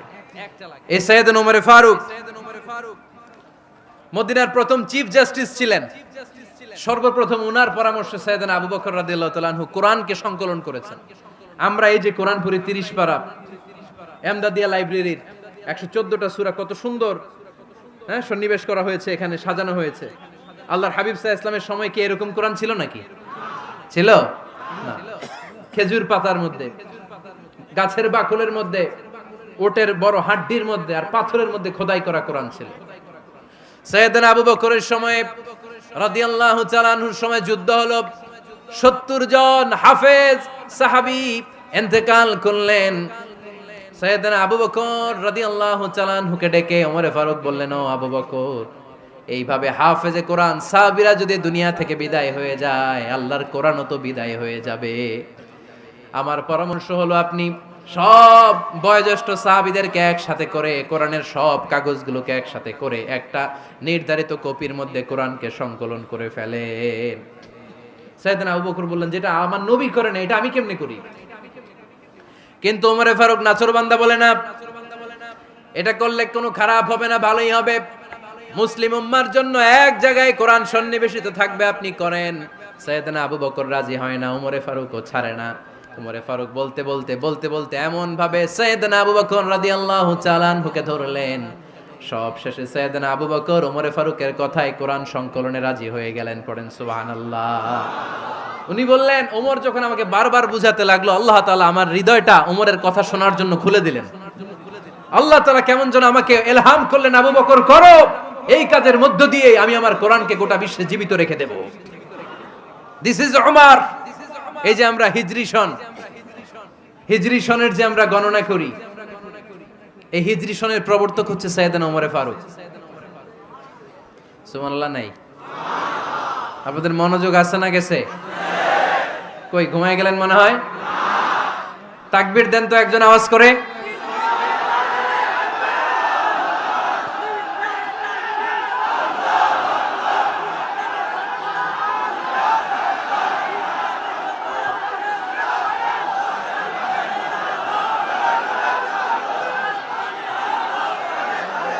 মাশাআল্লাহ মাশাআল্লাহ। বসেন বসেন, এখনই শেষ করে দেব কিছু সময়ের মধ্যে। আমরা একসাথে বিদায় নিব ইনশাআল্লাহ। ওঠা বসা করবেন না, ওঠা বসা করবেন না, বসেন। সাইয়েদনা ওমরে ফারুক এই হিজরি সনের গণনা শুরু করেছেন। সাহাবারা বলল, আমিরুল মুমিনিন, খ্রিস্টানদের ঈসাই সন আছে, আমাদের মুসলমানদের কোনো সন নাই। আমাদের একটা সন থাকলে আমাদের জিজিয়া নিতে, আমাদের যাকাতের টাকা উত্তোলন করতে অনেক সুবিধা হবে। ওমর ফারুক বললেন, তাহলে কোন সালকে হিজরি, কোন সালকে মুসলিম সাল হিসেবে আমরা ঘোষণা দিতে পারি? একজন বলল, আমার নবী যেই সালে জন্মগ্রহণ করেছেন ওই সালে। ওমর ফারুক বললেন, না, আমার নবীর জন্ম আমাদের জন্য খুশির দিন, কিন্তু এটা আমাদের জন্য প্রেরণা নয়। প্রেরণা নবীর কাজে, ঠিক কিনা? আরো কিছু সাহাবারা বলল, তাহলে যেই সালে আমার নবী ইন্তেকাল করেছে ওইটারে প্রথম সাল ধরেন। ওমরে ফারুক বললেন, না, যেদিন তিনি ইন্তেকাল করেছেন এটা আমাদের দুঃখের দিন, এটা আমাদের প্রেরণা নয়। আমাদের প্রেরণা হচ্ছে বিশ্বনবীর ত্যাগ, তিতিক্ষা আর কাজের মধ্য দিয়ে। জোরে কোন ঠিক কিনা? ওমরে ফারুক বললেন, যেদিন বিশ্বনবী ইসলাম রক্ষায় নিজের মাতৃভূমি ছেড়ে মক্কা থেকে মদিনায় গিয়েছেন, ওই দিনটাকে হিজরি প্রথম দিন ধরে আমরা হিজরি সাল গণনা করে শুরু করে দেব। ওইটাই হচ্ছে হিজরি সন। সেখান থেকে হিজরি সনের প্রবর্তন করেছেন সাইয়েদনা ওমর ফারুক রাদিয়াল্লাহু তাআলা আনহু। এই যে স্টেট গভর্নমেন্ট, এই যে প্রিজন, জেলখানা, ক্যান্টনমেন্ট, সচিবালয়, গণভবন, বঙ্গভবন, মুক্তিযোদ্ধাদের ভাতা, রাষ্ট্রীয় ভাতা, এই সব নিয়ম কানুন সাইয়েদনা ওমর ফারুক তার রাষ্ট্রীয় আমলে তিনি নিজে করেছেন। চিল্লায় পড়েন আল্লাহু আকবার। মুসলমানদের আলাদা কারেন্সি, নিজস্ব মুদ্রা ব্যবস্থা নিজে চালু করেছেন। সৈনিকদের মধ্যে যারা বিবাহিত, প্রতি 6 মাস অন্তর অন্তর 1 মাসের ছুটি কাটাতে তারা ফিরে আসবে, সাইয়েদনা ওমর ফারুক চালু করেছেন। চিল্লায় আওয়াজ করে পড়েন আল্লাহু আকবার। এই যে আমরা 20 রাকাত সালাতুত তারাবি পড়ি রমাদানে, পড়েন না আপনারা? এটা সাইয়েদনা ওমর ফারুক চালু করেছে। সুবহানাল্লাহ পড়তে পারলেন না? কোরআনে মোট 22টা আয়াত আছে যেখানে সাহাবারা ইনডিসিশনে ভুগছিলেন। বিশ্বনবীর মত একটা, ওমর ফারুকের মত আর একটা। এই 22 জায়গায় আল্লাহ তাআলা বিশ্বনবীর মতের পক্ষে আয়াত নাজিল না করে ওমর ফারুকের মতের পক্ষে কোরআনের আয়াত নাজিল করেছেন। আওয়াজ করে পড়েন আল্লাহু আকবার। এদিকে উঠলেন কেন আপনারা? যারা উঠছেন আমার দিকে তাকান।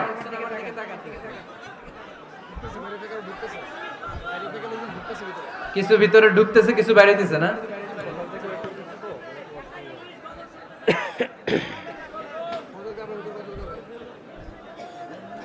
সাইয়েদনা ওমর ফারুক, আমরা সাহাবীদের জীবন চরিত পড়তে চাই না? কত যে অনুপ্রেরণামূলক দৃষ্টান্ত সাইয়েদনা ওমর ফারুক আমাদের জন্য রেখে গিয়েছেন।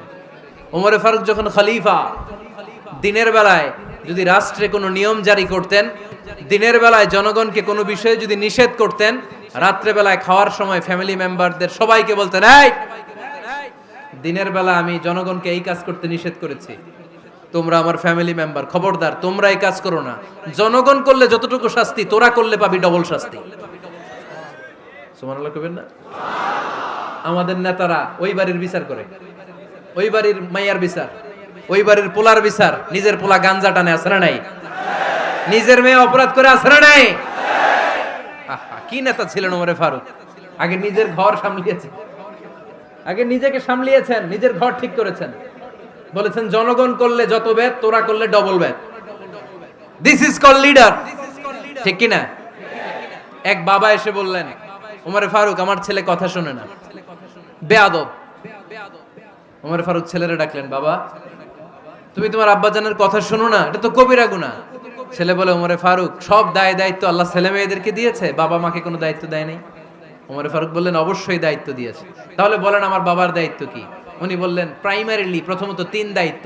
আইয়ান তাকিয়া উম্মা, পৃথিবীর প্রতিটি বাবার উচিত ছেলেদের মেয়েদের জন্য ভালো মায়ের ব্যবস্থা করা। 2 নম্বরে আইয়ুহসিনা ইসমা, সুন্দর তার একটা নাম রেখে দেয়া। 3 নাম্বার ইউআল্লিমাহুল কিতাব, তার আল্লাহর কিতাব শিক্ষা দেওয়া। এবার ছেলেকে আমার আব্বা 3টার একটাও করে নাই। এবার ওমর ফারুক রেগে গেলেন, বাবার কাঁধে ধরলেন, বললেন তুই ছেলের জন্য বিচার নিয়ে আসলি, তোর 3টা দায়িত্বের একটাও তুই পালন করিস নাই। ছেলে বলে, আমিরুল মুমিনিন, আমার মা নর্তকী, আমার মা মাজুসি, আমার মায়ের মধ্যে কোনো আদব কাদব নাই, সুন্দরী দেখে আমার মারে বাবা বিয়ে করছে, আমার মায়ের কাছ থেকে জীবনে কিছু শিখি নাই। 2 নাম্বার সাম্মানি খানফাসা, আমার বাবা আমার নাম রেখেছে চামচিকা। কি নাম রাখছে? এটা নাম হইলো একটা? এরকম উল্টা পাল্টা নাম আছে না নাই? না, এগুলো রাখবেন না। আব্দুল্লাহ রাখবেন, আব্দুর রহমান রাখবেন। আর একটা কি বলছি আজকে? হুযায়ফা রেখে দিয়েন, পারবেন? ওয়ালাম ইউআল্লিমনি হারফাম মিন কিতাবিল্লাহ, আমিরুল মুমিনিন। শুধু তাই না, আল্লাহর কোরআনের একটা অক্ষর আমার বাবা কোনোদিন আমারে শিক্ষা দেয় নাই। ওমর ফারুক রেগে গেলেন, এবার বাপের কান্দে দইরা মারতে শুরু করলেন। তুই পোলার নামে বিচার নিয়ে আইছিস, তোরে মাইর দিমু আগে। এরকম নেতার দরকার আছে না নাই? মদিনায় এক লোক তার বউরে রাগের চোটে 100 তালাক দিয়ে ফেলছে। কয় তালাক দেয়ার নিয়ম কয়টা? দিছে কয়টা? এবার স্ত্রী কাঁদতে কাঁদতে এসে বলে, আমিরুল মুমিনিন দেখেন, আমার স্বামী আমারে রেগে মেগে 100 তালাক দিছে। ওমর ফারুক বললেন, দইরা নিয়ে এটারে নিয়ে আসা হলো। ওমর ফারুক বললেন, কয়টা তালাক দিয়েছো? কয় 100টা। কেন দিছো? কয় মাথা গরম আছিল। এরকম আছে না? তালাক দেওয়ার সময় সব তালাক, তুই তালাক, তোর মা তালাক, তোর বোন তালাক, সব তালাক। তালাক দিবে ওয়াইফ রে, দিতেছে সবাই রে। তো ওমর ফারুক বললেন, দিবে 3টা, 100টা দিলা কেন? কয় মেজাজ গরম ছিল। কয় দাঁড়া, আত-তালাকু মিন শাআইরিল্লাহ, তালাক হচ্ছে আল্লাহর দেয়া বিধানের একটা নিদর্শন। এটা নিয়ে তুই খামখেয়ালি করলি। আমার রায় শোন, আমার রায় হচ্ছে 3 তালাকে তোর বউ তালাক, বাকি 97 তালাক তোর পিঠের উপরে পড়বে। এরকম বিচারের দরকার আছে না নাই? এরকম দৃষ্টান্তমূলক বিচার যদি বাংলার জমিনে দেয়া হতো, আর কোন নারী ধর্ষিতা হতো? আর কোন নারীকে অ্যাসিড মারা হতো? আর কোন নারী যৌতুকের জন্য কান্না করতো? একটা আমল লাগবে, বেশি না। কয়টা লাগবে? তিনি গভর্নর সিস্টেম চালু করেছিলেন। Governor system, Islamic state.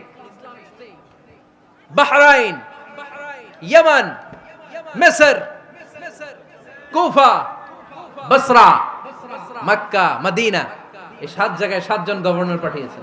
তাদের থেকে তথ্য নিতেন। এই গভর্নর সিস্টেম উনি বানিয়েছেন। সাইয়েদনা আমর ইবনে আল-আস রাদিয়াল্লাহু তাআলা আনহুকে পাঠিয়েছেন মিশরে। মিশরে একটা দৌড় প্রতিযোগিতা হতো। ওই দৌড় প্রতিযোগিতায় আমর ইবনে আল-আস রাদিয়াল্লাহু তাআলা আনহুর ছেলে অংশগ্রহণ করেছে। কিন্তু এক মিশরি ওই দৌড় প্রতিযোগিতায় চ্যাম্পিয়ন হয়ে গেছে। রানার্স আপ হয়েছে আমর ইবনে আল-আসের ছেলে। এবার মিশরি ফার্স্ট আর গভর্নরের ছেলে সেকেন্ড। রাগের চোটে আমর ইবনে আল-আসের ছেলে ওই মিশরির মাথার মধ্যে কয়েকটা বাড়ি মেরেছে। মিশরি বলে, আমার মারলা কেন? তুমি খেলায় পারো না, আমারে মারলা কেন? কয়, আনা ইবনুল আকরামিন, আমি গভর্নরের পোলা, আমি যা বলবো এটাই হবে, আমার উপরে কথা নাই। মিশরি ওইখানে আর ঝগড়া বাঁধায় নাই, মনে দুঃখ নিয়ে মদিনায় চলে আসলেন। এসে বললেন, আমিরুল মুমিনিন, আপনি আমর ইবনুল আস রাদিয়াল্লাহু তাআলা আনহুকে মিশরের গভর্নর বানিয়ে পাঠিয়েছেন। একটা প্রতিযোগিতায় আমি চ্যাম্পিয়ন হয়েছি, ওনার ছেলে হয়েছে রানার আপ। কেন সে চ্যাম্পিয়ন হতে পারে নাই? এই কারণে আমার মাথায় লাঠি দিয়ে 3টা বাড়ি মেরে। বিচারটা দিছে কার দরবারে? কথা বুঝেন নাই বোধহয়? ওমর ফারুকের দরবার। ওমর ফারুক বললেন, তাই আগামী বছরের অমুক তারিখ আমি সব গভর্নরদেরকে ডেকে হিসাব নেই, তো ওই দিন তুই থাকবি, পারবি না? মিশরে বলে, পারবো মানে অবশ্যই পারবো। ওই দিন 7 রাজ্য থেকে 7 গভর্নর হাজির, গভর্নরদের ছেলেরাও হাজির, মিশরীয় হাজির। 7 গভর্নরের কাছ থেকে 7 এলাকার খোঁজ খবর নেয়ার পরে ওমরে ফারুক বললেন, আইনাল মিসরি, মিশরি লোকটা কই, এদিকে আয়। মিশরি সামনে আসার পরে বলল, আমর ইবনুল আস, তুমি মিশরের গভর্নর, তোমার ছেলে সহ তুমি আসো। আমর ইবনুল আস এসে সামনে বসে রইলেন। এবার বললেন, ও আমর ইবনুল আসের ছেলে, তুমি নাকি ইবনুল আকরামিন গভর্নরের ছেলে, তুমি যা বলবা মিশরে নাকি তাই হবে, তোমার নাকি অনেক দাপট। নিজে একটা লাঠি এনে মিশরীর হাতে দিয়ে বলল, এবার তোর মাথায় যতটা মারছে তুই ততটা গুনে গুনে মার, আমি দেখবো। আমর ইবনুল আস দেখবে, আমর ইবনুল আসের ছেলেরে তুই এখানে মার। সে বলতেছে, থাক, আপনি বলছেন এতেই যথেষ্ট, মারা লাগবে না, আমি মাফ করে দিলাম। ওমরে ফারুক বলল, খবরদার, মার, মার ওর মাথার মধ্যে। মিশরি ওমরে ফারুকের ধমক শুনে ভয়ে ভয়ে 3টা বাড়ি মারল। এই বাড়ি মারা দেখেও ওমরে ফারুকের হৃদয় ঠান্ডা হয় নাই। লজ্জায় আমর ইবনুল আস, বয়স হয়ে গিয়েছে সাহাবা, মাথা তখন টাক, মাথায় চুল নাই, লজ্জায় মাথাটা হেট হয়ে মাথাটা নিচু করে রেখেছে। এবার রাগের চোটে ওমরে ফারুক বললেন, এবার আমর ইবনুল আসের টাক মাথার মধ্যে একটা মার, মার। কেন ছেলেকে শিক্ষা দিতে পারে নাই? ইয়া আমর ইবনুল আস, মাতা জাআলতুমুন নাস আবিদা, তোমরা কখন মিশরীদেরকে নিজেদের দাস বানায় নিলা? ওয়াকাদ ওয়ালাদাতুম উম্মুহুম আহরারা, আর ওদের মায়েরা তো ওদেরকে স্বাধীন সন্তান হিসেবে প্রসব করেছে। মানুষদের উপর ক্ষমতাগিরি করার জন্য গভর্নর পাঠাই নাই। খবরদার, জনগণ, তাদেরকে দেখভাল করার জন্য তোমাদেরকে পাঠানো হয়েছে, তাদের উপর কোনো অত্যাচার করার জন্য নয়। চিল্লায় বলেন ঠিক কি না? এরকম নেতা কয়টা লাগবে? কয়টা? ওই নেতার নাম কি? ওমর, হা হুয়া ইয়াতি ওমর। 22 জায়গায় বিশ্বনবী কয় একটা, ওমরে ফারুক বলে আরেকটা। আল্লাহ বলে, বিশ্বনবী আপনার পক্ষে আমি আয়াত নাজিল করতে পারলাম না, আমি ওমরের পক্ষে নাজিল করে দিলাম। বিশ্বনবী বলতেন, ইন্নালি কুল্লি উম্মাতিন মুহাদ্দাস, সব উম্মতের মধ্যে, সব নবীর উম্মতের মধ্য থেকে একজন করে আল্লাহ তাকে মুহাদ্দিস বানাতো। মুহাদ্দিস না, মুহাদ্দাস। মুহাদ্দাস মানে এমন লোক যিনি যা ভাবতো ওই ভাবনাটাই আল্লাহ আয়াত হিসেবে নাজিল করে দিতেন। বিশ্বনবী বলেন, আমার উম্মতের মধ্যে মুহাদ্দাস হচ্ছে সাইয়েদনা ওমর। মদিনার সবচেয়ে বড় মুনাফিকের নাম আব্দুল্লাহ ইবনে উবাই ইবনে সালুল, সব মুনাফিকদের সরদার। কিন্তু এই মুনাফিকের ছেলেটা হলো পাক্কা ইমানদার। এই ছেলের নাম হলো আব্দুল্লাহ। আওয়াজ করে বলেন, ছেলের নাম কি? আব্দুল্লাহ ইবনে উবাই ইবনে সালুল, মুনাফিক সরদার যখন ইন্তেকাল করলো, সাইয়েদনা আব্দুল্লাহ রাদিয়াল্লাহু তাআলা আনহু বিশ্বনবীর কাছে এসে চোখের পানি ছেড়ে ডেকে বলে, নবী আপনিও জানেন, আমিও জানি, মদিনার সবাই জানে আমার আব্বা মুনাফিকদের সরদার, কিন্তু আমার মন তো মানে না, আমার তো পিতা, আমার তো বাবা লাগে, আমার তো মন মানে না। আপনিও জানেন মুনাফিক, আমিও জানি মুনাফিক। নবী আপনার দরবারে কিছু আমি চাই না, আপনার গায়ের একটা জামা দেন, আপনার জামাটা পরিয়ে আমার বাবারে দাফন দিব। এর উসিলায় যদি আমার আব্বারে আল্লাহ মাফ করে দেয়, দয়ার নবী মায়ের নবী জামা খুলে দিয়ে দিলেন। পড়েন সুবহানাল্লাহ। আব্দুল্লাহ রাদিয়াল্লাহু তাআলা আবার আবদার চললেন, নবী জানি আমার বাবা মুনাফিক, কিন্তু আমার তো বাবা, আপনার দরবারে ফরিয়াদ, আপনি নিজে যে আমার বাবার জানাজার নামাজের ইমামতি করবেন। দয়ার নবী মায়ার নবী জানাজার নামাজে যেতে চাইলেন। ওমরে ফারুক বললেন, নবী না, খবরদার আপনি উবাই ইবনে সালুলের জানাজায় যাবেন না। বিশ্বনবী জোর করে যেতে চাইলেন। সাইয়েদনা ওমরে ফারুক বিশ্বনবীর জামা পেছন থেকে টেনে ধরলেন। আল্লাহু আকবার, টেনে ধরলেন, যাবেন না আপনি। ওমরে ফারুকের হাত থেকে হ্যাচকা টান মেরে জুব্বা টান দিয়ে বিশ্বনবী জানাজায় চলে গেলেন। রব্বুল আলামিন আয়াত নাজিল করলেন, ইস্তাগফির লাহুম আও লা তাস্তাগফির লাহুম ওয়া ইন তাস্তাগফির লাহুম ৭০ মাররাতান ফালান ইয়াগফিরাল্লাহু লাহুম। নবী গো, একবার নয়, দুইবার নয়, ৭০ বারও যদি এই মুনাফিকের জন্য আপনি ক্ষমা চান, তার জন্য ক্ষমা নাই, তার জন্য আছে জাহান্নাম।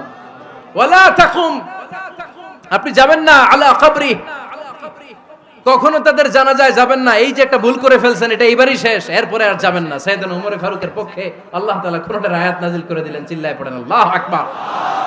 এভাবে 22টা জায়গায় ওমরে ফারুক যা বলেছে, এটা নিয়ে একটা আলাদা আলোচনা হইতে হবে, আলাদা একটা আলোচনা লাগবে যে 22টা আয়াতে আল্লাহ তাআলা বিশ্বনবীর পক্ষে কোরআনের আয়াত নাজিল না করে সাইয়েদনা ওমরে ফারুকের পক্ষে আয়াত নাজিল করেছেন। চিল্লায় পড়েন সুবহানাল্লাহ। ওই ওমরে ফারুককে আমাদের মডেল বানানোর দরকার আছে না নাই? ওই ওমরে ফারুকের জীবনী আমাদের ছেলে মেয়েদেরকে পড়ানোর দরকার আছে না নাই? আমাদের ভবিষ্যৎ প্রজন্ম এগুলো জানে না। ওরা সালমান খান দেখে বড় হয়, ওরা শাহরুখ খান দেখে বড় হয়, ওরা ঋত্বিক রোশনকে দেখে বড় হয়। ওরা মনে করে যে এরাই বড় সুপার হিরো। আমাদের যে কত বড় সুপার হিরো আছে এরা জানেই না। নতুন প্রজন্মের কর্ণকোহরে সাইয়েদনা ওমরে ফারুকের ইতিহাস পৌঁছে দেওয়ার দরকার আছে না নাই? ওমরে ফারুকের ইন্তেকালের ঘটনাটা বলেই আমরা মুনাজাতের দিকে যাব। শুনবেন? শুনতে চান? উনি স্বপ্নে দেখলেন একটা লাল মোরগ ওনাকে 3টা ঠোকর মেরেছে। কয়টা? উনি জুমার নামাজে, জিলহজ মাসের শেষ সপ্তাহে জুমার নামাজে বললেন যে একটা লাল মোরগ 3টা ঠোকর মেরেছে। মুগীরা ইবনে শুবা রাদিয়াল্লাহু তাআলা আনহুর দাস আবু লুলু আল মাজুসি, এই লোকটা খঞ্জর বানাতে পারতো। মুগীরা রাদিয়াল্লাহু তাআলা আনহুর দাস। মুগীরা প্রতিদিন 4 দিরহাম করে চার্জ করতো, যেহেতু দাস। সে এসে বিচার দিল, আমিরুল মুমিনিন, মুগীরা আমার থেকে বেশি টাকা চায়, জুলুম করে। ওমরে ফারুক বললেন, তাই? তুমি কি কাজ জানো? বলে, আমি খঞ্জর বানাতে জানি। বাড়ি কই? পারস্য। আরে তুমি খঞ্জর বানাতে জানলে তো 4 দিরহাম অনেক কম, সে তো আরো বেশি টাকা নেওয়া দরকার ছিল তোমার থেকে। আবু লুলুর এই কথা পছন্দ হয় নাই। সে কয়, ওমর তুমি সবারে দয়া দেখাও, আর আমার ক্ষেত্রে কঠিন নিয়ম বানাইলা, দাঁড়াও এই নিয়ম তোমারে আমি দেখাবো। এই রাগে সে বাড়িতে যে একটা খঞ্জর বানালো। কি বানালো? খঞ্জর চিনেন? ছোট্ট ছুরি। কিছুদিন আগে ওমানের সুলতান কাবুস ইন্তেকাল করেছে, জানেন আপনারা? ওনার এই কোমরের মধ্যে খঞ্জর থাকতো, ছবিতে দেখছেন? আরব শায়েখ যারা সুলতান আমির, কোমরে কি থাকে? ছোরা থাকে, খঞ্জর। সে বাসায় যে একটা খঞ্জর বানালো, যেই খঞ্জরের 2 মাথা, লাহু রাসান ওয়া মাকবাদাতুহু ফি ওয়াসাতি, আর ধরার হ্যান্ডেলটা মাঝখানে, এদিকেও ছুরি এদিকেও ছুরি, যাতে এইভাবে এইভাবে মারা যায়। সে ধার দিতে লাগলো আর বলল, ওমর দাঁড়াও, তোমারে আমি দেখাবো। ওমরে ফারুক মসজিদে নববীর ইমাম, ফজরের নামাজের সময় এ আবু লুলু আল মাজুসি বুরনুস পরে, চাদর পরে, লুকিয়ে লুকিয়ে, সে অগ্নি উপাসক, মুমিন নয়, ওমরে ফারুককে অ্যাটাক করার জন্য গেলেন মসজিদে নববীতে। ওয়াকানু ইউসাল্লুনা বিগালাস, তখন ওনারা অন্ধকারে নামাজ পড়তো। নামাজের সময় যখন হলো, লুকিয়ে লুকিয়ে প্রথম কাতারে ওমরে ফারুকের পিছনে মুয়াজ্জিনের পাশেই দাঁড়ালেন, হাতে খঞ্জর, একামত হলো। ওমরে ফারুক সালাত শুরু করলেন, ফজরের সালাত, আল্লাহু আকবার। নামাজ শুরু করলেন, সূরা ফাতিহা বললেন।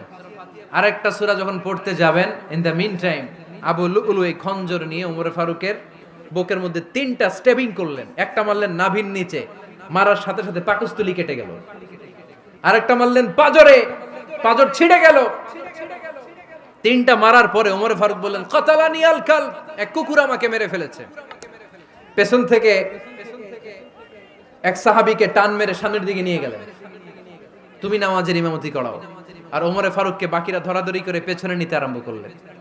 আর এই আত্মাই আক্রমণ যে করেছে, সে কাতারের মাঝখান দিয়ে যেতে আরম্ভ করলো আর দুই দিকে ছুরি মারতে আরম্ভ করলো। 13 জন সাহাবীর গায়ে ছুরি মেরেছে, 7 জন সাহাবা স্পট ডেথ, জায়গায় মৃত্যু। এই ভয়ঙ্কর অবস্থা দেখে এক সাহাবী বুরনুস, এক ধরনের জুব্বা আছে মাথাওয়ালা, অনেকে জ্যাকেট পরছেন না এরকম মাথাওয়ালা, লম্বা জুব্বা আছে, আরবরা শীতে পড়ে মাথাওয়ালা, এই মাথাওয়ালা জুব্বা বের করে এক সাহাবী জালের মতো তার দিকে উড়ায় মারল। ওই বুরনুসের মধ্যে পেঁচিয়ে আবু লুলু মাটিতে পড়ে গেল আর সুইসাইড করে ফেললো, নিজের বুকে নিজে মেরে আত্মহত্যা। যেই সাহাবীকে ইমামতির জন্য দাঁড় করালেন, উনি ছোট্ট সূরা দিয়ে, প্রথম রাকাতে সূরা আল কাউসার, দ্বিতীয় রাকাতে সূরাতুল ইখলাস দিয়ে নামাজ শেষ। ওমরে ফারুক বেহুশ। ওমরে ফারুক কি? হ্যাঁ, বেহুশ। সবাই কান্নাকাটি করতেছে, সবাই দেখতে গেলেন, এখন হুঁশ ফিরে না। মুখের মধ্যে, মুখ খুলে রাষ্ট্রের চিকিৎসক মুখের মধ্যে দুধ দিলেন, ওই নাভি দিয়ে দুধ বের হয়ে যায়, পাকস্থলী কেটে ওখান দিয়ে দুধ বের হয়ে যাচ্ছে। তারা বললো, ওনারে বাঁচানো সম্ভব না, দেখেন হুঁশ ফিরে কিনা। হুঁশ ফিরলে ওনার পরে কে আমির হবে, উনি যেন প্যানেল ঠিক করে দিয়ে যায়। সবাই তাকিয়েছে ওমরে ফারুকের চোখের দিকে। আল্লাহর মেহেরবানিতে ঘন্টা খানিক পরে উনি চোখ খুললেন। চোখ খোলার পরেই বলেন নাই, ও মা আমি মরে যাই। চোখ খোলার পরে উনি বলেন নাই, কে মারলো আমারে। চোখ খোলার পরে উনি বলেন নাই, আমার পরে নেতা কে হবে। চোখ খোলার পরে সর্বপ্রথম কথাটি ছিল, আসল্লান নাস, আমার নেতৃত্বে যে ফজরের নামাজটা শুরু হয়েছিল, এটাকে ঠিকমতো তোরা পড়েছিলি? আমার নেতৃত্বে যে ফজরের জামাত শুরু হয়েছিল, সেটা ঠিকঠাক মতো সমাপ্ত হয়েছিল কিনা আগে বল। আসল্লান নাস, নামাজটা হয়েছে কিনা বল। সুবহানাল্লাহ কইতে পারলেন না? This is Omar, hour super hero. নেতা অনেকগুলো লাগে না, এরকম নেতা একটাই যথেষ্ট, যে গোটা বিশ্বকে কাঁপায় দিতে পারে। চিল্লায় বলো ঠিক কিনা? আমরা চাই আমাদের ছেলেগুলো ওমরে ফারুকের মতো বড় হোক। আমরা চাই আমাদের ছেলে মেয়েগুলো খাব্বাব, খুবাইব, সাইয়েদনা আলী, উসমান, আবু বকর রাদিয়াল্লাহু তাআলা আনহুর অনুসরণে বড় হোক, ঠিক কিনা? আমরা একটা ওমর চাই, যিনি আমাদেরকে সালাতের শিক্ষা দিয়ে গিয়েছেন, ইন্তেকালের আগে বলেছেন সাল্লান নাস। এজন্য আমরা যেন নামাজ কখনো নষ্ট না করি। আল্লাহর জমিনে দিন বাস্তবায়ন আসাদ্দুহুম ফি আমরিল্লাহি ওমর। ওমর রাদিয়াল্লাহু তাআলা আনহুর মতো এত কঠোর কেউ ছিলেন না। তাই দিন বাস্তবায়নে আমরা যেন কাউরে ছাড় না দেই। সবার আগে আল্লাহর দিন, সবার আগে আল্লাহর কোরআন, সবার আগে আমার ইসলাম, ঠিক কিনা? চাইলেই কেউ এদেশ থেকে ইসলামরে মিটাই দিতে পারবে না। যে দেশে আল্লাহু আকবার ধ্বনির সাথে সাথে সূর্য উঠে যায়, আল্লাহু আকবার ধ্বনির সাথে সাথে সূর্য ডুবে যায়, সে দেশে আর কিছু থাকবে না থাক, আমার ইসলাম থাকবেই। আর কিছু থাকবে না থাক, আমার কোরআন থাকবেই। সে ইসলামের সাথে থাকতে রাজি আছেন তো? কোরআনের সাথে থাকতে রাজি আছেন তো?